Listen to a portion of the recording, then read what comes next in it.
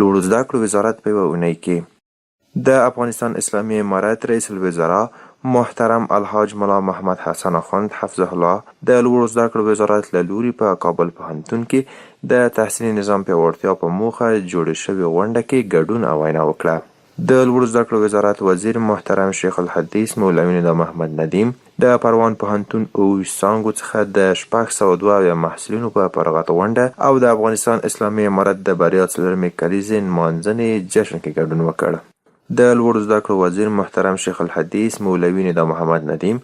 د بامیان پوهنتون 620 تنو محصلینو په فارغت غونډه کې د ګډون ترڅنګ په دغه پوهنتون کې یو شمېر پروژې افتتاح کړې او په فراه پوهنتون کې د 592 افغانیو په ارزښت د 2 ژورو څاګانو د کیندلو چارې پیل شوې. دغه څاګانې به 150 متره ژوروالی او 10 انچه قطر ولري.